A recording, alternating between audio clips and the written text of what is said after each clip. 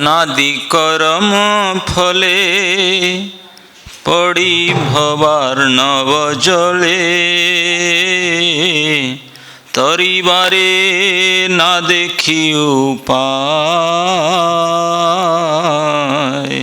अनादि कर्म फले पड़ी भवार्णव जले तरिबारे ना कैनु उपाय।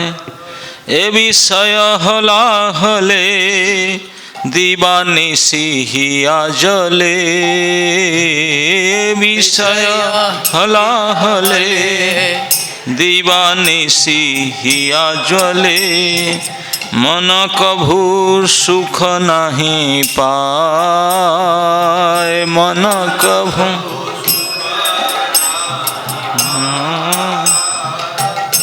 आशा पाश शत शत क्लेश देय अविरत। आशा पाश शत शत क्लेश देय अविरत।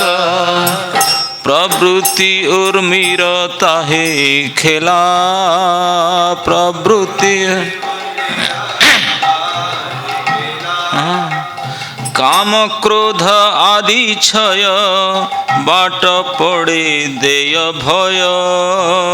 काम क्रोध आदि क्षय बाट पड़े देय भय। अवसान हईल आसी बेला। अवसान हईल आसी बेला। ज्ञान कर्म ठग दुई मोरे प्रतारिया लई। ज्ञान कर्म ठग दुई मोरे प्रतारिया लई। अवशेषे फैले सिंधु जले। अवशेषे फैले सिंधु जले। एहे न समय बंधु तुमी कृष्ण कृपा सिंधु। एहे न समय बंधु तुमी कृष्ण कृपा सिंधु। कृपा करी तोल मोरे बोले। कृपा करी तोल बोले। पतित किंकरे धरी पाद पद्म धूलि करी। पतित किंकरे करी पाद पद्म धूलि करी।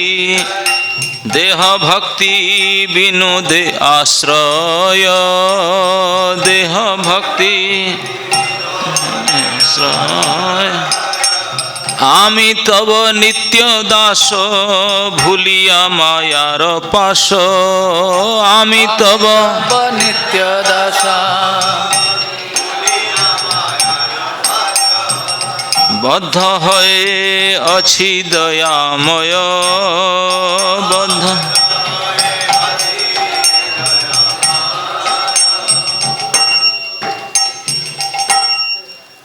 भक्तिविनोद ठाकुर कहते हैं, अहो मैं अनादिकाल से अनंत कर्म के फल से इस संसार रूपी सागर के जल में पड़ा हुआ हूँ तथा इससे पार होने का कोई उपाय नहीं देख रहा हूँ। इस संसार के विषय रूपी विष से मेरा हृदय दिन रात जल रहा है। एक क्षण के लिए भी मेरे मन को शांति नहीं है। सैकड़ों प्रकार की सांसारिक आशाओं के बंधन मुझे निरंतर क्लेश प्रदान कर रहा है। उस पर भी प्रवृत्ति रूपी लहरें खेल रही है, अर्थात नाना प्रकार के विषयों को भोगने की इच्छाएं और भी कष्ट प्रदान कर रही है। इस पर काम क्रोध लोभ मोह इत्यादि 6 डकैत ने मुझे भयभीत कर रहे हैं तथा अब तो मेरा जीवन भी समाप्त होने वाला है। ज्ञान और कर्म रूपी 2 ठग ने मेरा सब कुछ परमार्थ लूट लिया तथा अंत में इस भवसागर के जल में फेंक दिया। अतः हे कृष्ण, आप तो कृपा के सागर है। अब इसी स्थिति में आप ही मेरे एकमात्र बंधु है। कृपा करके मुझे बलपूर्वक इस संसार सागर से ऊपर उठा लीजिए। श्री भक्ति विनोद ठाकुर जी कहते हैं, हे दयामय, आपने इस पतित किंकर को अपनी चरण धूलि बनाकर आश्रय प्रदान कीजिए, क्योंकि मैं आपका नित्य दास हूँ, परंतु माया के फंदे में फंसकर मैं आपको भूल चुका हूँ। ओम नमो भगवते वासुदेवाय। ओम नमो भगवते वासुदेवाय। ओम नमो भगवते वासुदेवाय। नारायणं नमस्कृत्य नरं चैव नरोत्तमं देवीं सरस्वतीं व्यासं ततो जयम् उदीरयेत्। कृष्णाय वासुदेवाय देवकी नंदनाय च नंदगोपकुमाराय गोविंदाय नमो नमः। आज हम लोग श्रीमद्भागवत महापुराण के सप्तम स्कंद के अंतर्गत 9वें अध्याय की श्लोक संख्या 21 पाठ करेंगे। माया मनः सृजति कर्ममयं बलीयः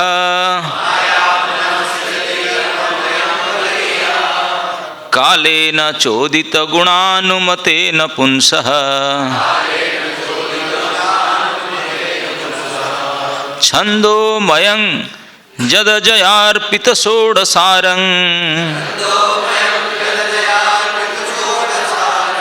संसार चक्र अजकोतितरे त्वदन्यः।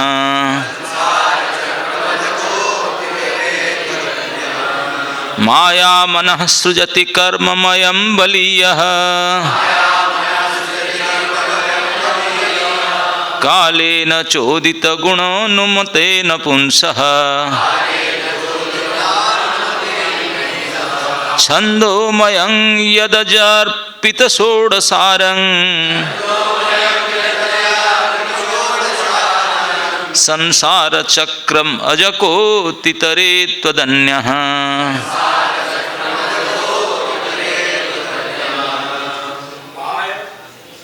कोई एक जन इधर से एक जन इधर से बस। माया मनः सृजति कर्ममयं बलीयं कालेन चोदित गुणानुमतेन पुंसः छन्दोमयं यदतार्पित षोडशारं संसार चक्रमजकोतितरे त्वदन्यः। माता मनः सृजति कर्ममयं बलीयः कालेन चोदित गुणानुमतेन पुंसः छन्दोमयं यदजयार्पित षोडशारं संसार चक्रमजकोतितरे त्वदन्यः। शब्दार्थ माया पूर्ण पुरुषोत्तम भगवान की बहिरंग आसक्ति। मन जो सदैव योजना बनाता है कि किस तरह इस जगत में भोगा रहा जाए।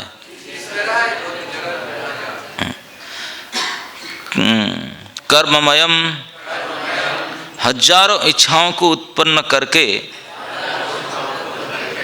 उसके अनुसार कर्म करती हुई बलीयः अत्यंत बलशाली दुर्गेय कालेन समय के द्वारा चोदित गुणा जिनके तीनों गुण विक्षिप्त होते हैं अनुमतेन कृपा दृष्टि से अनुमति प्राप्त पुंसः भगवान श्री कृष्ण के अंश महाविष्णु छंदोमयम मुख्यतः वेदों के निर्देशों से प्रभावित यत जो अजया अज्ञान अंधकार के कारण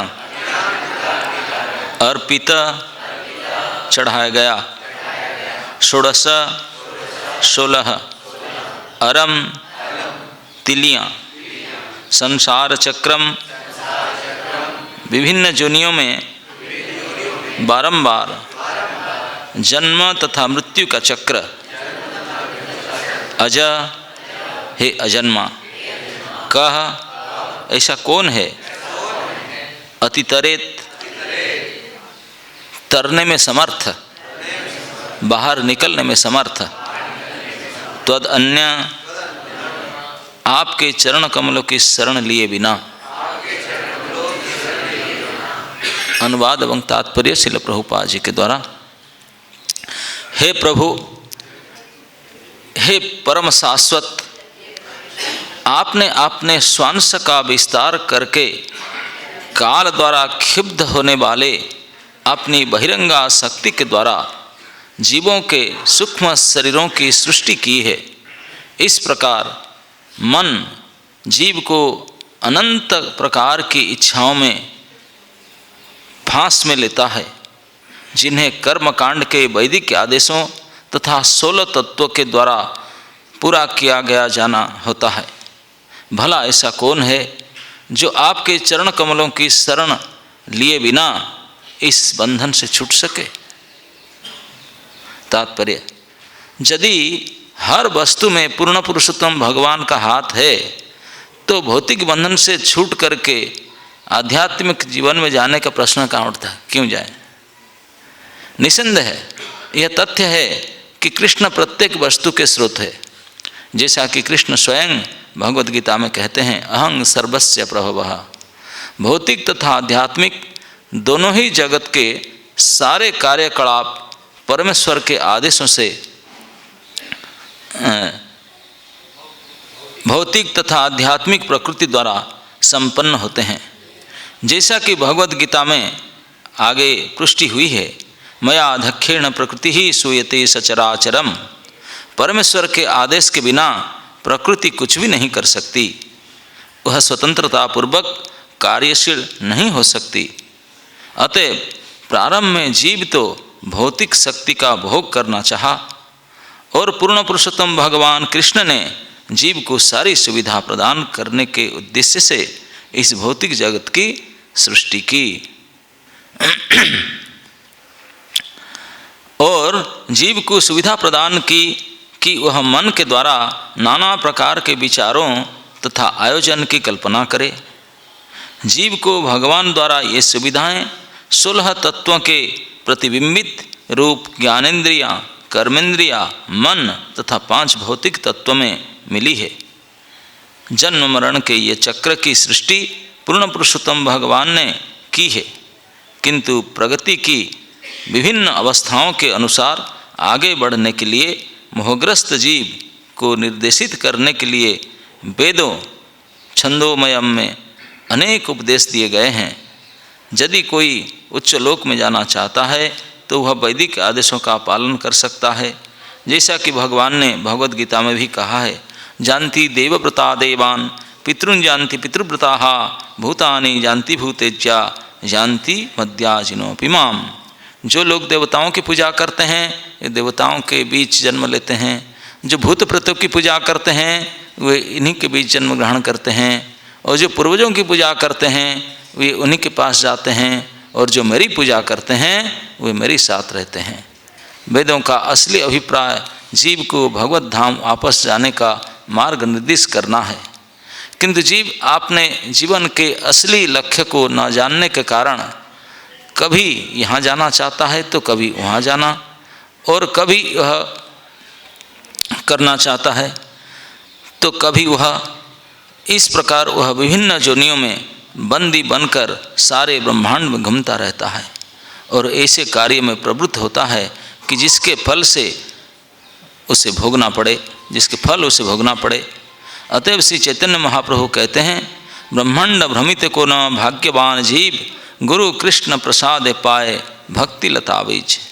पतित जीवात्मा माया के फंस से बंध कर भौतिक जगत में इधर उधर भ्रमण करता रहता है, किंतु यदि माया भाग्यवश उसे भगवान का प्रामाणिक प्रतिनिधि मिल जाता है जो उसे भक्ति का बीज प्रदान करता है और यदि वह ऐसे गुरु या ईश्वर के प्रतिनिधि का लाभ उठाता है तो उसे भक्ति लता बीज अर्थात भक्ति का बीज प्राप्त हो जाता है।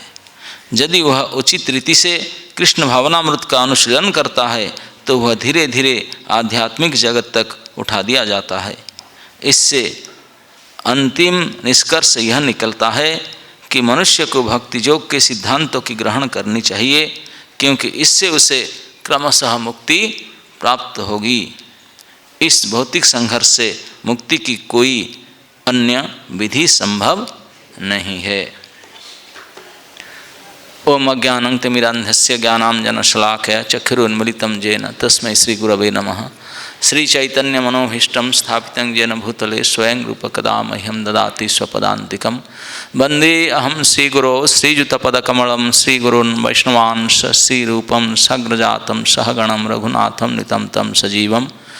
जय श्री कृष्ण चैतन्य प्रभु नित्यानंद श्री अद्वैत गदाधर शिवासादि गौरभक्तवृंद। हरे कृष्ण कृष्ण कृष्ण हरे हरे, हरे राम राम राम हरे हरे। हरे कृष्ण। आप सभी को स्वागत है इस ठंडी के मौसम में प्रातःकालीन भागवत कथा में कष्ट उठाकर पधारने के लिए। ये प्रहलाद महाराज की प्रार्थना भगवान नृसिंह देव का सामने। घटना इस प्रकार है, कई आपसे आज पहली बार आए हैं और बाकी आगे आएंगे कि नहीं डाउट है मेरा है, तो इसलिए पूर्वापर प्रसंग थोड़ा बोलना उचित है कि स्थिति इस प्रकार है कि त्रिलोकाधिपति हिरण्यकशिपु का रॉयल असेंबली हॉल, उसके राज सभा भवन, उसमें उनके जो अति उच्च विशेष आसन पर भगवान श्री नरसिंह देव अपने फुल पोटेंसी पर बैठे हुए हैं। उनके गोद में हिरण्यकशिपु का डेड बॉडी पड़ा हुआ है और उनके सामने पास में ही निकट प्रहलाद महाराज हिरण्यकशिपु के बेटा, जिनके पिताजी का मर्डर हुआ है, डेड बॉडी पड़ा हुआ है, लाश पड़ा हुआ है, वहीं खड़े हैं हाथ जोड़ करके। और थोड़ी सी दूर में सारी देवताओं देवियाँ और सारे गंधर्व किन्नर आदि आदि जितने सारे आकर के खड़े हो करके भगवान को थैंक यू दूर से दिए, दूर से उनके महिमा गाए और उनको पूजा करने के लिए माला पहनाने के लिए प्रयास करते, डर करके कोई नहीं जाते हैं पास में। अंततः ब्रह्मा जी ने प्रहलाद को बोले, देखो बेटा तेरे लिए ये सब हमारे ठाकुर जी ने गुस्सा हुए हैं, तुम भी जाओ। प्रहलाद बोले ओके। प्रहलाद जी ने माला लेकर जाते हैं, भगवान को स्तुति करते हैं शांत हो जाने के लिए। भगवान को शांत करने का दायित्व जिनका पिताजी के मर्डर हुआ है वही स्वयं कर रहे हैं, अपने पिता के मर्डरर को शांत करना चाहते हैं दूसरों के कल्याण के लिए और स्तुति कर रहे हैं। इस स्तुति में प्रहलाद महाराज क्योंकि एक महाभागवत भक्त पुरुष हैं, एक एक स्तुति में बहुत ही महत्वपूर्ण शिक्षा भरी पड़ी है। और स्तुति करते हुए पहले तो आपने को बोले, हे प्रभु ये तो मुझे सुन करके देख कर बड़े आश्चर्य लग रहा है, ये ब्रह्मा शिव आदि बड़े बड़े देवता जो सत्वगुण के अधिपति, एक से एक ज्ञानी ध्यानी कुलीन, आप वो सब फेल मार गए, उनके स्तुति से प्रसन्न नहीं भय। अब मैं ही असुरकुल उत्पन्न एक बाचाल बालक निहत्ता, मेरे द्वारा क्या है गुण मेरे पास में? लेकिन मैं जानता हूँ प्रभु, इतना तो मैं आपको भजन करके अपने गुण को जो समझाऊं कि मैं जानता हूँ आप द्विषण गुण युक्त 12 गुण समेत प्रकांड विद्वान कुलीन ब्राह्मण के द्वारा भी प्रसन्न नहीं होते हैं। कोई चांडाल भी अगर आपका भक्त हो तो उनसे प्रसन्न हो जाते हैं। ये आपके स्वाभाविक गुण है प्रभु। तो इसलिए इस साहस, इसी स्वभाव के कारण मैं दुस्साहस करता हूँ कि आपको कुछ सांत्वना प्रदान स्तुति कर पाऊँ। जजे भी पढ़ा लिखा नहीं हूँ, स्कूल से रस्टिकेट कर दिए, मुझे स्कूल से निकाल दिए थे, मैं पढ़ना भी नहीं चाहता था ये कोर्स, और जो भी हो इस प्रकार मेरा का है आप जानते हैं। लेकिन जो मेरे मन में आता है मैं बोलता हूँ। प्रभु अब मैं क्या कहूँ, आपको खुश करने के लिए बड़े बड़े देवाधिदेव प्रयास करके दूर खड़े हैं।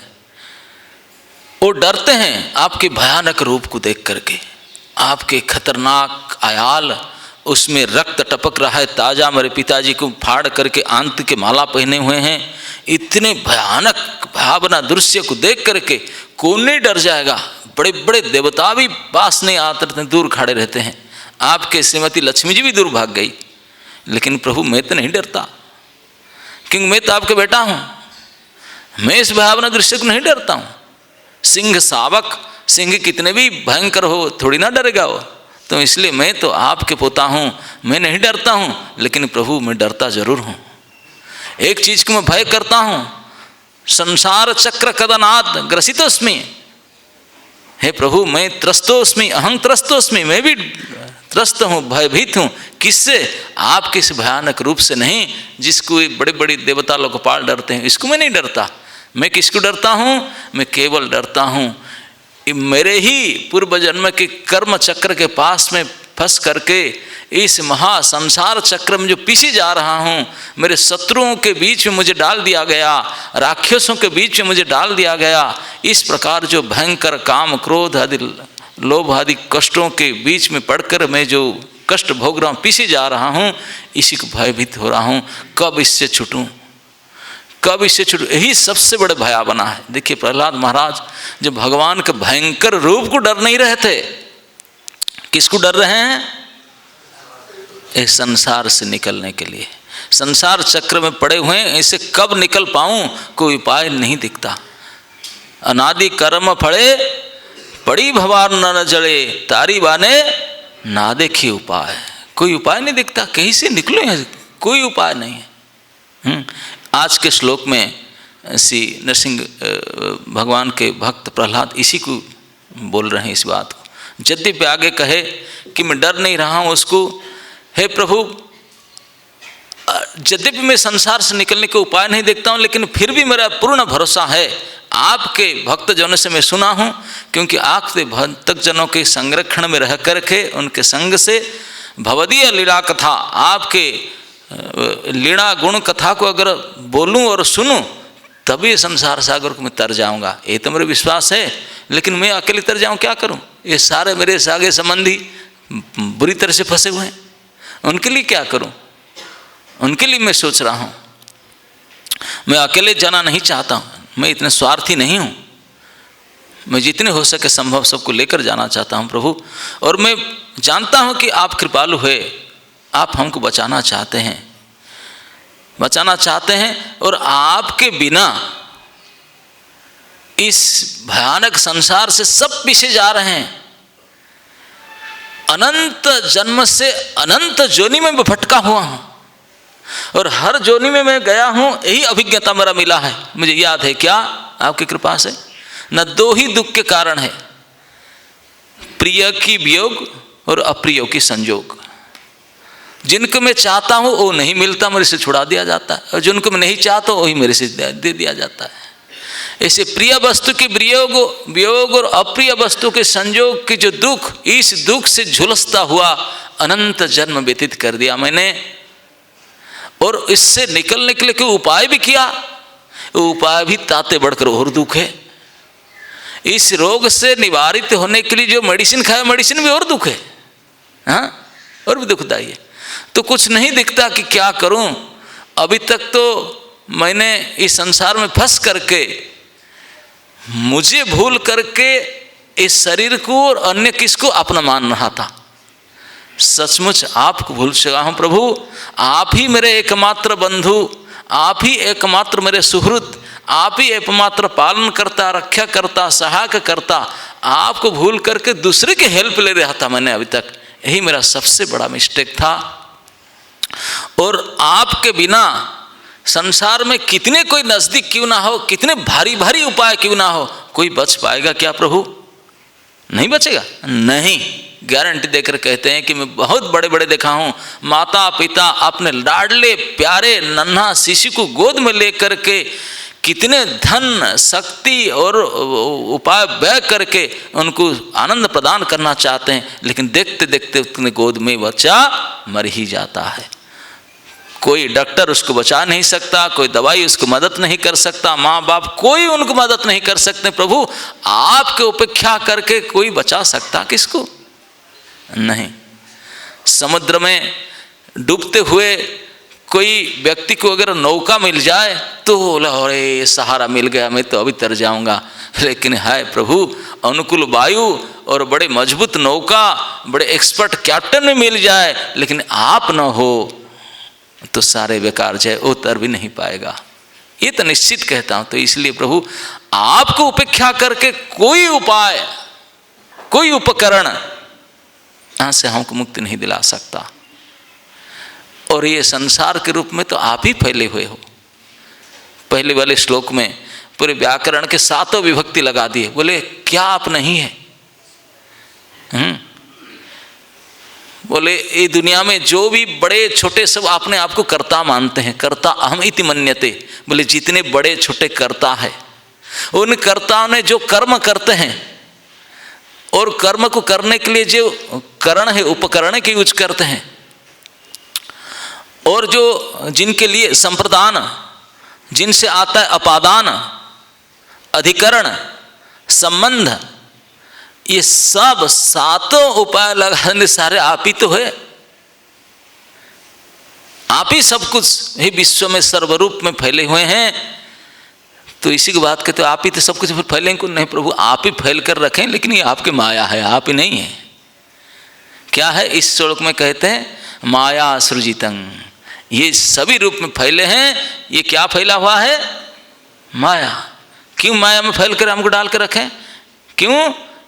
क्योंकि हम आपको भूल करके अलग से सुख भोगना चाहे, यही कारण है। यही कारण प्रभुपाद जी ने तात्पर्य में बीच में इस बात को कहते हैं, क्योंकि कहते हैं कि जीव बिगिनिंग से अलग से कुछ भोगना चाहा, सुख भोगने की इच्छा किया, इस भौतिक प्रकृति की ओर दृष्टि करके बोला है कितना बढ़िया यार, थोड़ा उसको भोग लिया जाए।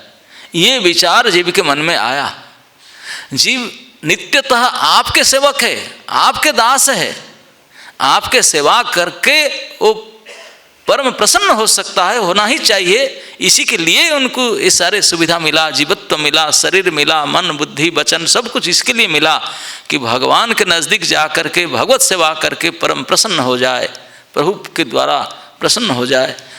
लेकिन उसको ये चांस को देख, माया को से ये बहिरंगा शक्ति, ये सृष्टि को देख करके उसको भोगने के मन में एक विचार लाया। कहीं बस इस विचार के कारण प्रभु तो बड़े कृपालु, बोले अच्छा आप चाहते हो गो, तुझे यहाँ भेज देते हैं, यहाँ तो सब मेरा है, वहाँ मैं मेरा करने के लिए भौतिक संसार सृष्टि करके वहाँ भेज दिए उसको, बोले जा। और भौतिक संसार ऐसे सृष्टि किए हैं, ये हमारे लिए किए हैं, हमारी गलती है, हम अलग से भोगना चाहिए आपसे भूल करके।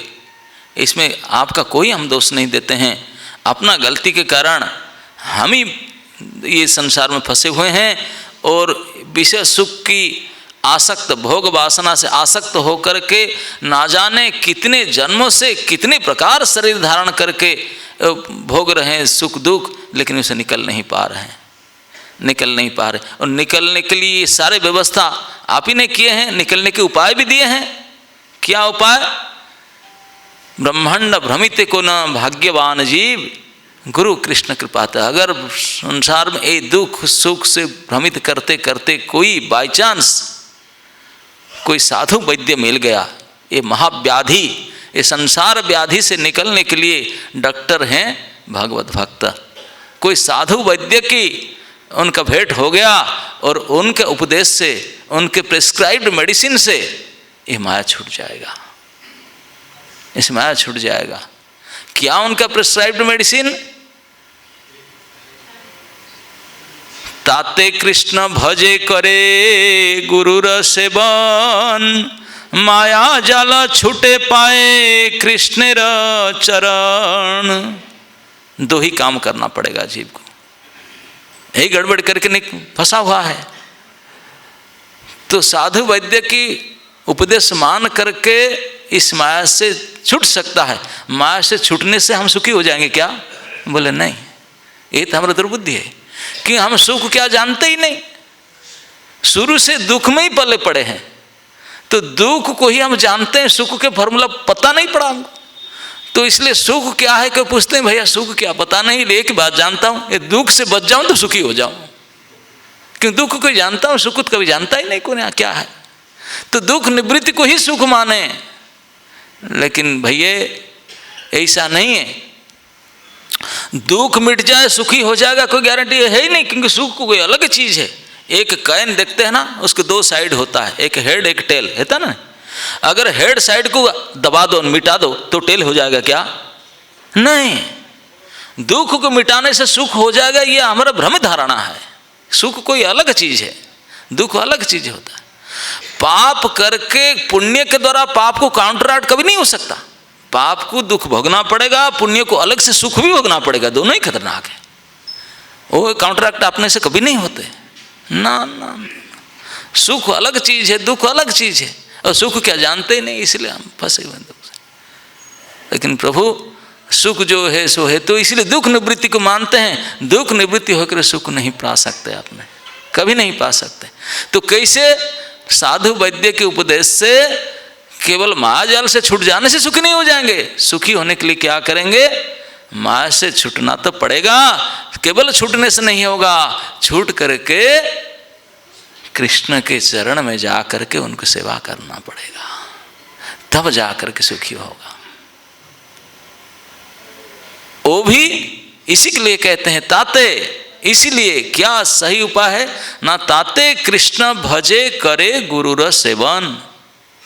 कृष्ण को भजन करना पड़ेगा खूब जम करके, और उसके साथ साथ गुरु के तत्वावधान उनकी सेवा करना पड़ेगा। कृष्ण की सेवा करने के लिए हमारा कोई क्वालिटी नहीं है, नालायक है हमने ना। तो कृष्ण हमारा सेवा चाहते हैं, कृष्ण सेवा करें तो किसी नहीं। कृष्ण बोलते मेरे सेवा तू क्या कर गया हुड़बक खट, तू जिसका सेवा कर सकता है उसको कर ना। कौन है ना? मेरे आदमी जो है, मेरे लोग हैं, मेरे पार्टी के लोग हैं, उनके सेवा, वो भी सेवा चाहते हैं तो उनकी सेवा कर सकता है। उनके सेवा कर, मेरे भजन कर।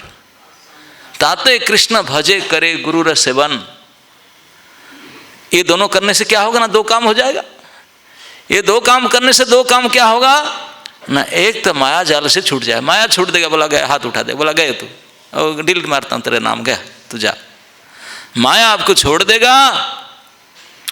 माया जाल छूटे पाए कृष्ण चरण, कृष्ण चरण प्राप्ति हो जाएगा। कृष्ण चरण प्राप्ति ही हमारे सुख के एकमात्र उपाय है। माया जाल से छूटने से नहीं होगा, दुख से निवृत्ति से सुख नहीं होगा। कृष्ण चरण प्राप्ति, कृष्ण सेवा प्राप्ति ही हमारा वास्तविक सुख है। और इसी के लिए हमको दिव्य दुर्लभ मानव देह मिला है, इसी के लिए मिला है। बहुत बड़े संत हो गए कबीर जी, उनके एक कथन आप लोग सब जानते होंगे। माया मरी ना मन मरा, मर मर गए शरीर, है ना? नहीं, आशा मरी ना तृष्णा मरी, कह गए दास कबीर, है ना? नहीं, बोलते हैं कि माया कभी नहीं मरेगा, ना मन कभी मरेगा। ये शरीर बूढ़ा हो करके सड़ करके मर भी जाए, ना माया छूटेगा ना मन से बचेगा। शरीर मिट जाएगा, कितने बार मिटा है, अभी भी मिट रहा है, मिटने को है। लेकिन माया मिटा ना, मन से छूटे ना। माया मरे ना मन मरी, मर मर गए शरीर। आशा मरी ना तृष्णा मरी, कह गए दास कबीर। कबीरदास ने कहते हैं कभी भी हम अपने उपाय करके माया से छूट नहीं सकते। कितने भी प्रकार के उपाय करके माया से कभी मुक्त नहीं हो सकते हैं। और जावतीय इच्छा को जावतीय प्रकार से पूर्ण करने के लिए चाहो, कभी इच्छा का समाप्ति नहीं हो सकता। Never ever. इच्छा की पूर्ति कभी हो जाए, पूरे समग्र त्रिलोक ब्रह्मांड के सारे समग्र वस्तु आपको दे दिया जाए, तथापि आपकी इच्छा पूर्ति नहीं हो सकता, ना माया से छूट सकता है। ये दोनों संभव ही नहीं है। आप मिट जाएंगे, ना माया मिटेगा ना मन भरेगा। ये दोनों कभी नहीं भर सकता ना। तो फिर करे क्या नहीं, माया से निकलने के लिए, मन को भरने के लिए जो उपाय है वो करना पड़ेगा। क्या? न मन से, वचन से, कर्म से, केवल श्री भगवान की शरणागत हो करके उन्हीं के भजन में रहें, उन्हीं के जन को सेवा करें, तभी ये दोनों काम बन सकता है, तभी बन सकता है। नहीं तो मल मल करके शरीर को कितने धो, गंगा गोमती में कितने भी स्नान करो, बैल के बैल बना रहेंगे, मन के मैल कभी निकलेगा नहीं, कभी नहीं निकल सकता। भगवान ने तो खोल करके ऐलान कर दिए, दैवी ही ऐसा गुणमयी मम माया धृतया, मले गुणमयी माया, ये मेरी माया है, मम माया।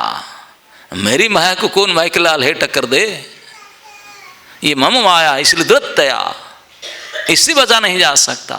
इसी को प्रहलाद महाराज आज के श्लोक को कहते माया सृजितं, हे प्रभु आपने इस संसार चक्र को निर्मित किया, मन प्रधान, इनमें मन ही मुख्य है, और इस चक्का में हम पीछे जा रहे हैं। एक कैसे चक्का? बोले 16 आरी वाले चक्का, 16 आरसंग, 16 आरी क्या क्या है ना, ये कर्मेंद्रिय और ज्ञानेंद्रिय ये हो गए 10, और मन हो गए चूड़ी उनके, ये हो गए 11, और 5 महाभूत या 5 तन्मात्रा मिला दो, ये 16 हो गए। 16 चक्का रूपी ये संसार चक्र में हम पीछे जा रहे हैं, जैसे गन्ना पीसते हैं ना, ऐसे पीछे जा रहे हैं, पीछे जा रहे हैं इस चक्र में। इस चक्र से हे प्रभु आपके हेल्प के बिना कोई निकल सकता है क्या? तदन्य को का तरतिते, कौन तर सकता है आपके बिना हेल्प में प्रभु, क्योंकि आपकी ही माया के द्वारा बनाया हुआ, आपके द्वारा बलियसी कैसे बना, कहाँ से कैसे कब बना, अरे अनादि कर्म फल, उसका कोई आदि थोड़ी ना, बिगिनिंग नहीं, पता नहीं कब से मैं ये आपको भूला, कब से मैं भोगने की इच्छा किया, कोई हिस्ट्री नहीं उसका, कोई इतिहास नहीं है। वो इतिहास को खोजते रहो तो मर जाओगे डूब करके। तो निकलने के लिए प्रयास करो, निकलने के प्रयास करो। डोंट आस्क कब, कैसे, क्यों। अरे मूर्ख, ऐसे करते तो मर ही जाएगा, मर तो रहा है। कोई आदमी पानी में डूब रहा है, कैसे भी गिरा पता नहीं, डूब रहा है। अगर वो रिसर्च इन्वेस्टिगेशन कमेटी को बैठाएगा, बोला मैं क्यों गिरा, क्यों डूब रहा हूँ, तो फल क्या होगा? मरेगा। यही रिजल्ट होगा, और कुछ नहीं हो सकता। रिसर्च कमेटी यहाँ डूबते हुए बैठा गया, इन्वेस्टिगेशन कमेटी, मर ही जाएगा, और क्या। तो इसलिए ये कमेटी छोड़ो, कुछ नहीं, चिल्लाओ, आतुर आकुल विकर्ण होकर के चिल्लाओ, बचाओ बचाओ, please help me, please help me. कोई बचाने वाला भी नहीं है। हरि एव शरणम, केवल श्री प्रभु, जहाँ जिनका हाथ सब जगह में पहुंच सकता है, और सभी प्रकार के वॉल्यूम के, सभी प्रकार के भाषा को जो समझ सकता है, सुन सकते हैं, सर्वसमर्थ एकमात्र कृपालु सुहृत प्रभु, जो आपको बचाने के लिए आपके पास खड़े हैं, तैयार खड़े हैं, तो उनको पुकारो, उनको पुकारो। वो अगर वही आकर उठा लेंगे, लेकिन पुकारने के साथ साथ परम श्रद्धा विश्वास के साथ पुकारो। वो जैसे राजी खुशी से आपको उठाएंगे, तो राजी खुशी से उनके हिसाब से उठ जाओ तो उठ जाओगे। वो अपना बुद्धि चलाओगे तो फिर काम नहीं चलेगा, तो ही बचा लेंगे। तो उनके बिना और कोई उपाय नहीं है, किसी प्रकार से निकला नहीं जा सकता, नो। इसलिए भगवान ने खोज दे, माम एव ये प्रपद्यन्ते माया में तंत, माम एव ही, केवल मुझे ही शरणागत होने से मेरे द्वारा इस माया से छुटा जा सकता है, नहीं तो माया से निकलने के लिए कोई और उपाय नहीं। का तरंतिते त्वद अन्य, आपके बिना कौन तर सकता है प्रभु। तो ले दे करके प्रहलाद महाराज ने हम सबको ये सिखाते हैं कि बिना हरि के सहायता, बिना हरि के शरणागत, बिना हरि के भजन से, बिना हरि के सेवा से कैसे कोई बच सकता है, इस दुख से निकल कर सुखी हो सकता है, संभव ही नहीं। और इस चक्र में आप प्रयास ना करें तो ये जो इच्छा है ना मनुष्य का, ये जो मन है, मन ही तो इच्छा करता है, इच्छा कौन करता है? मन ही करता है प्लानिंग सारे। थिंकिंग, फीलिंग, विलिंग, ये डिपार्टमेंट इतने तो मन का ही है। बुद्धि तो कोई डिसीजन लेता है, बस मन ही ये तीनों काम करता है। ये चोड़ी बनकर बैठा, तो ये तीनों कितने विचार सोचना करता है, कितने अनुभव करता है, कितने योजना बनाता है। ये सारे ठप करके, ये सारे बंद करके, ये मन से स्वप्न में कोई मरीचिका के पीछे भागते भागते प्यास बुझेगा क्या? हाँ, हाथ पर टूट जाए, जीभ निकल जाए तभी प्यास ना बुझे? पानी है ही नहीं, हो झूठा में कैसे मिलोगा? नहीं हो सकता। तो इस प्रकार ये मन की ये तथाकथित थिंकिंग, फीलिंग, विलिंग, इस व्यापार से ठप करके, छोड़ करके तो क्या करें? बोलते हैं कि केवल आपके शरणागत हो जाए और आपके भक्तों की शरणागत हो जाए। आपके शरणागत होने का उपाय है आपके भक्तों की शरणागत हो जाए। आपके भक्तों की सेवा करके उनके शरणागत हो जाए, इससे आप खुश हो जाते हैं और अपना अकाउंट डिलीट मार देते हैं।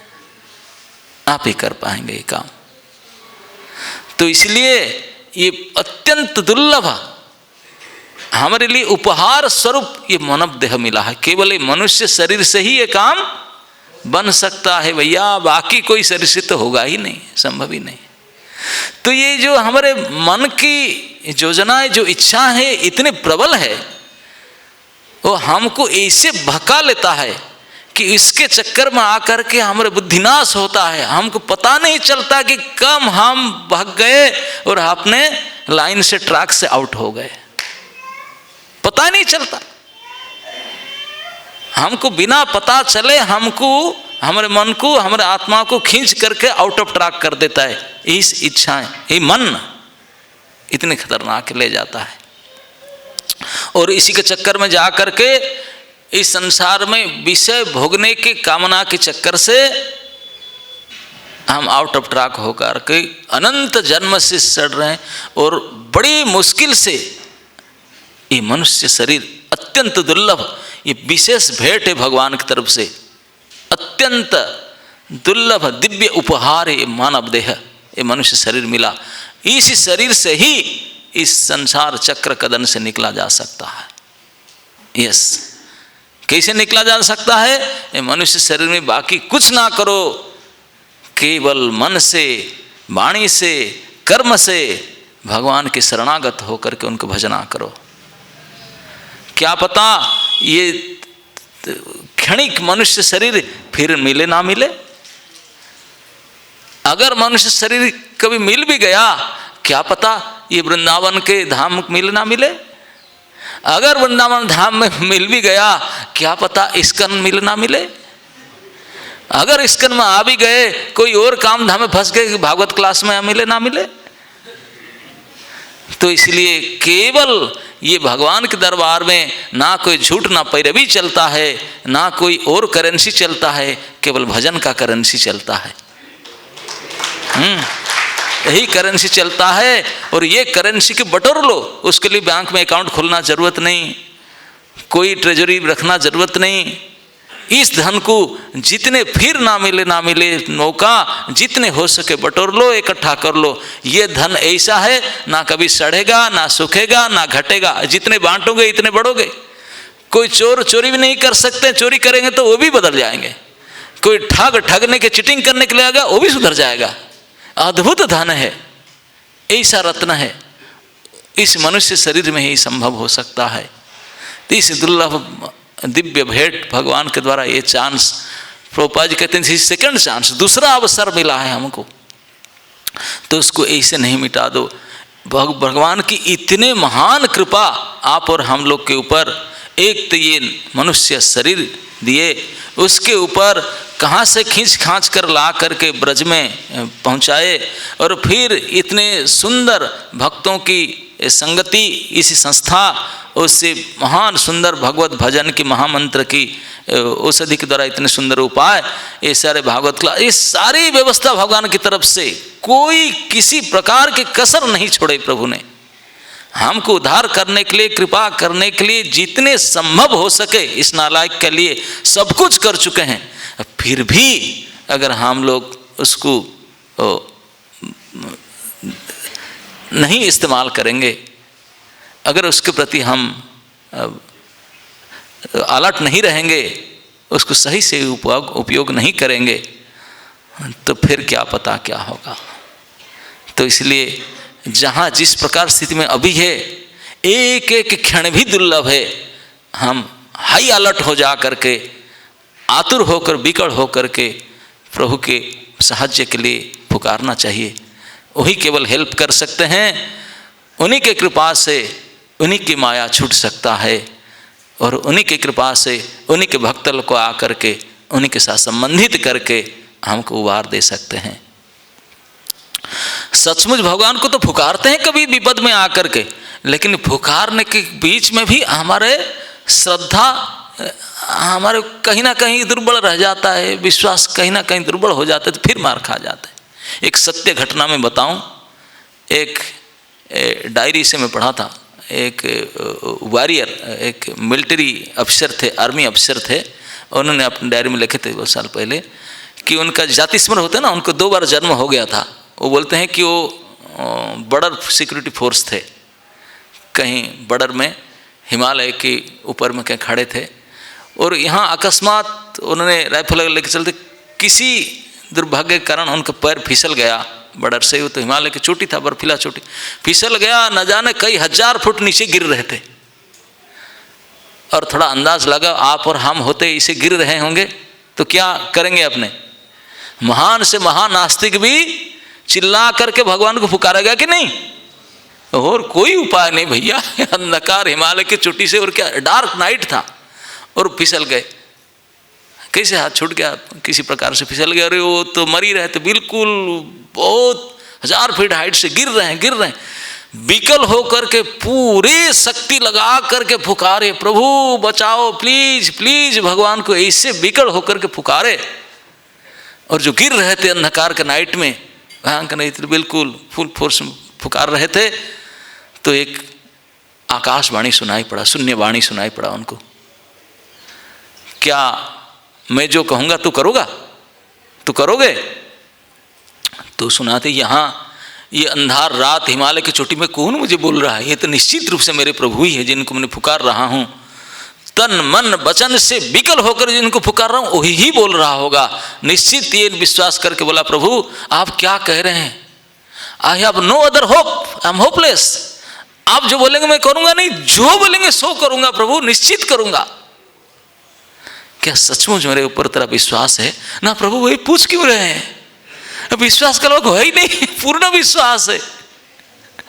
इस आकाशवाणी होते होते हठात उनके सामने एक पेड़ के जड़ आ गया, एक जड़ दिखाई पड़ा, अंधकार में देखो हाथ में आ गया, और प्लास में जैसे टाइट कर पकड़, इससे हाथ में पैर में जकड़ करके उस जड़ को पकड़ लिया उन्होंने।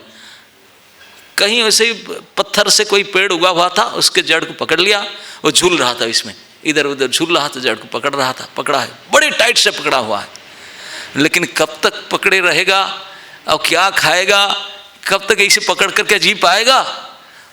तब थोड़ा भरोसा तो आ गया, बोले प्रभु इतने सब सहारा दे दिया, अब तुम तो गिरूंगा ही नहीं, पकड़ लिया कस करके, लेकिन बचा दो प्रभु, कुछ तो सहारा दे दो। फिर विकल होकर फिर पुकारा, फिर आकाशवाणी सुनाई पड़ा, क्या विश्वास करोगे ना? क्यों मुझे पूछ रहे हैं बार बार, मैं पूर्ण विश्वास तो कर ही रहा हूं, और है क्या, मरी तो रहा हूं, अभी इतने सहारा मिला, बचा दो प्रभु।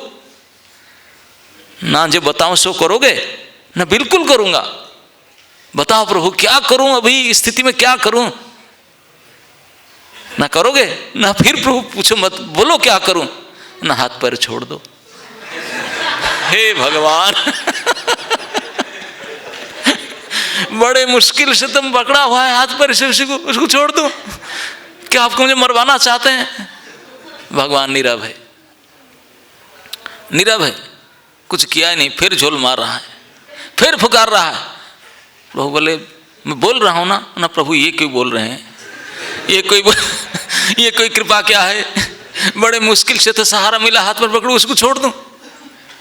कुछ बोलो प्रभु, ना पूर्ण विश्वास है ना पूरी विश्वास है, करूंगा बिल्कुल करूंगा, ना हाथ पर छोड़ दो। अरे यही तो नहीं कर सकता मैंने, हाथ पर कैसे छोड़ दूं? 3 बार वाणी यही कहा, सुनने वाणी हाथ पर छोड़ दो, और छोड़ा ही नहीं। कैसे छोड़ सकता हूँ भैया इस हालत में, और मर ही गया, वही लटक कर मर गया, हाथ पर नहीं छुड़ा। और वो लिख रहे हैं कि मेरा दोबारा जन्म हुआ, क्योंकि अंतिम समय में बड़े भयंकर रूप से मेरे प्रभु को स्मरण किया था, याद किया, तो इसलिए दोबारा मुझे मनुष्य जन्म मिला, और इसी इलाका में मिला, और दोबारा मुझे वही अपॉइंटमेंट मिला उसी क्षेत्र में, वही आर्मी अफसर बनकर हूँ। तो मेरे याद आया, अरे मुझे याद आता है, तो मुझे कुछ सहेली मैंने फोर्स को साथ में लेकर के उसी इन्वेस्टिगेशन में ढूंढ कर जाकर देखा, और देख मेरा आँख खुल गया।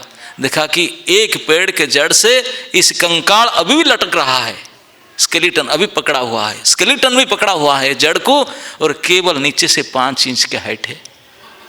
कितना है? 5 इंच धरती पर ऊपर है। मैं अगर छोड़ देता क्या हो जाता मेरा? ये चेयर भी तो 8 इंच है कि 10 इंच है, उससे कम हाइट में था। इतने कम हाइट में कितने आसान से मैं बच जाता, लेकिन मेरा भरोसा हुआ नहीं प्रभु के वाक्य पर, लटक गया, मर गया, हाय हाय करते रहा।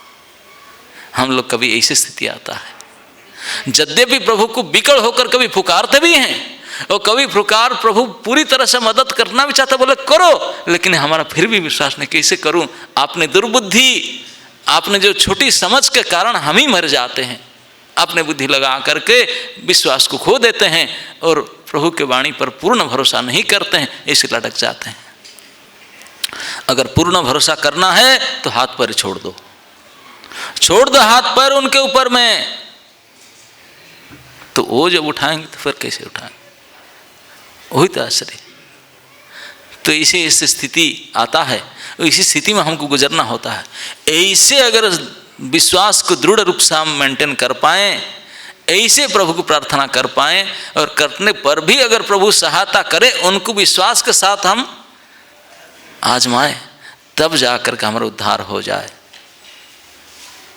तब उद्धार हो जाए। मेडिसिन है, वैद्य है, और सब कुछ है, लेकिन हम बच नहीं पा रहे हैं। क्यों? विश्वास में डामाडोल अभी भी हमारा स्थिति चल रहा है, सब कुछ स्थिति होकर के। तो इसलिए श्री प्रहलाद महाराज इस प्रकार स्तुतियों के द्वारा हम बारंबार हमको याद दिलाते हैं, सब कुछ है, लेकिन पूर्ण शरणागति अभी नहीं हुआ है, अभी भी केस गड़बड़ी है। तो इसलिए कभी प्रयास करो, पूर्ण रूपेण हरि के शरणागत हो जाओ, और उनके भक्तों के शरणागत हो जाओ, तभी आपके मुक्ति की चिंता ही छोड़ दो, वो तो होकर ही रहेगा। हरे कृष्ण।